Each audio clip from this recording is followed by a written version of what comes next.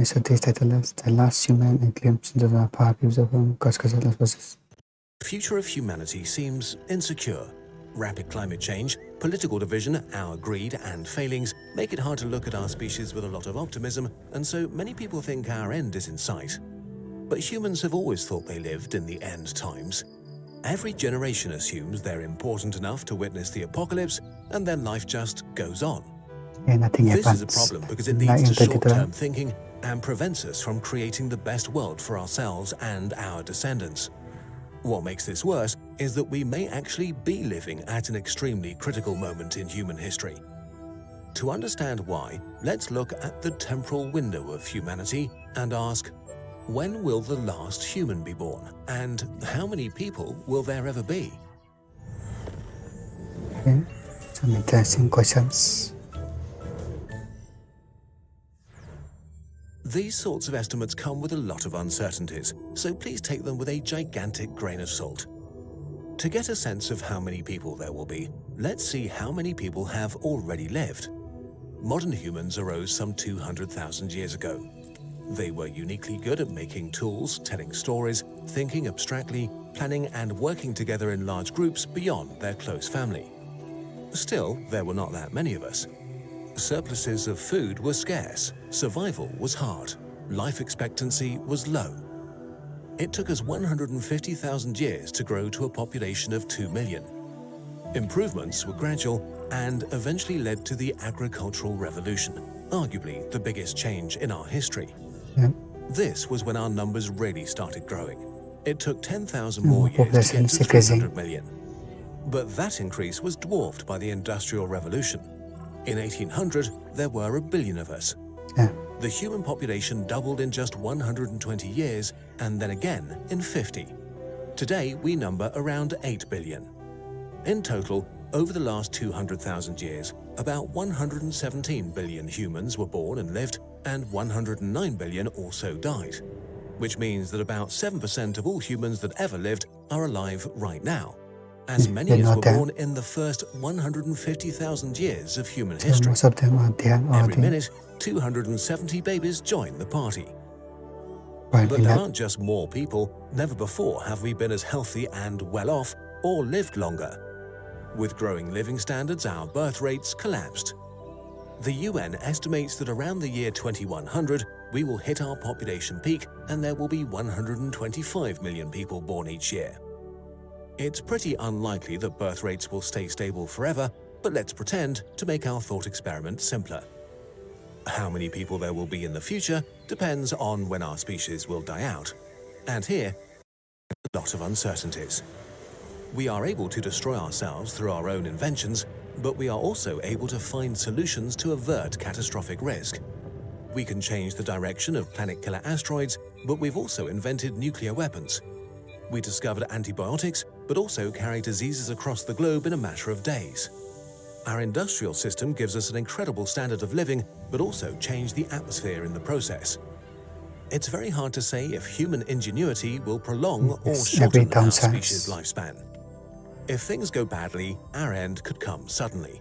But if we manage to avoid that, we could conceivably stick around for a long time.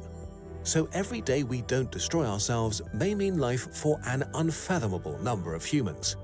How many people are we talking about? It depends on how far our species is going to expand. Scenario 1. Humans will never leave Earth. If we stay on our home planet, a good metric to look at is the extinction rate of animals that we get from the fossil record. The average lifespan of mammalian species is in the region of 1 million years, with some surviving up to 10 million years. Our close relative Homo erectus survived for about 1.9 million years. Let's be conservative and assume that humans will survive for 1 million years, which leaves us 800,000 more years to dawdle away. Assuming a stable birth rate of 125 million people each year, this means there are roughly 100 trillion humans waiting to be born. 850 times greater than the number of people that have ever lived. This would make everybody alive today only 0.008% of all people that will ever live. Think about where this leaves you. Instead of putting you at the end of the chaotic mess that was our past, it would mean you live at the very beginning of something big. The start of the human story rather than the end. Doesn't this feel incredibly different? And now, consider that this may be an extremely pessimistic estimate. If we match the survival time of the most successful mammals, then our future numbers rise to 1.2 quadrillion people that have yet to be born. And even this seems far from our potential. As the sun slowly gets hotter and brighter, Earth will remain habitable for about 500 million years, giving so many more potential people the chance to become actual people. And now, let's begin to think big. Scenario 2. Humans will leave Earth. We went from humans worshipping the moon to humans walking on it, so who knows how much further we can go. If we don't die out within the next few hundred years, ideas that seem outlandish right now become serious considerations. If we believe that we have a chance of surviving for maybe millions of years, then we could expand onto the other planets or into our own artificial worlds. Life needs three things: a surface, resources, and energy. Our sun provides energy for billions of years, and there is so much water and material floating in the asteroid and Kuiper belt that we could sustain many times our current population. Instead of living on planets, we could decide to construct our own artificial worlds and habitats. With resources and energy so abundant, we could try out different types of society and ways of life. An interconnected civilization spanning the solar system would create the basis of existence for an absurd number of individuals, orders of magnitude more than if we stick to Earth, even if we only existed for a few million years. This future doesn't have to be grim and dark as science fiction likes to paint it. With quadrillions of people waiting to be born, we will have billions of doctors working on curing cancer, billions of problem solvers working on ending poverty, and billions of video game developers making life fun. More humans may actually mean more progress.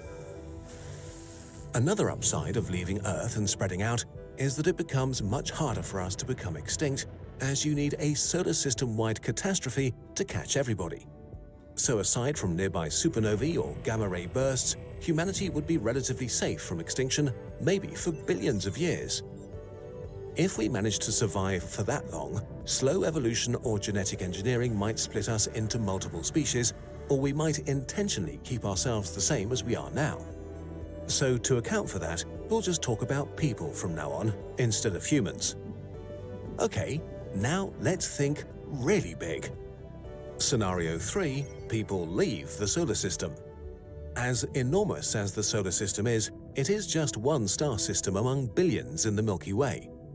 If future people can colonize, say, 100 billion stars and live there for 10 billion years, with each generating 100 million births per year, then we can expect something like 100 octillion lives to be lived in the future. This is a 1 with 29 zeros. 100,000 trillion. We can spin this up as much as we like.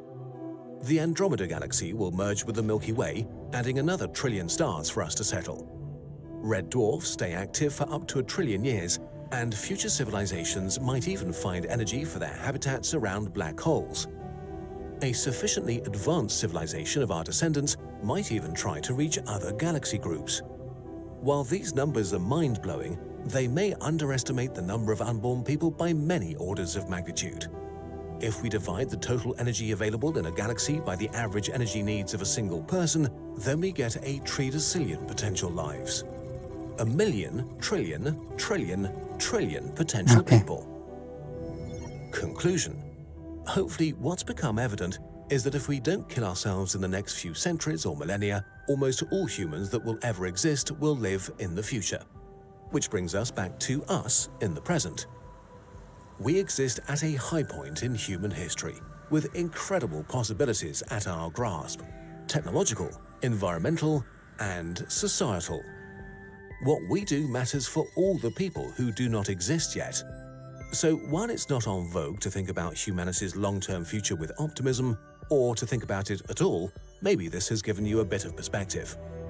If we screw up the present, so many people may never come to exist. Quadrillions of unborn humans are at our mercy. Even if we go with fairly conservative estimates, the unborn are by far the largest group of people and the most disenfranchised. Somebody who might be born in 1,000 or even 1,000,000 years deeply depends on us today for their existence. This is why it's important to think about the distant future and why our presence is so crucial, why it matters what we do today. One day, the last human will be born. We don't know when. But if we change our perspective from us living at the end of the human story to us living at the very beginning, we can not only build a wonderful world for us and for them, but also for countless numbers of others. And it's very interesting idea. Maybe human will live for millions of years. I guess we'll never know. Very informative video though. Really enjoy the video.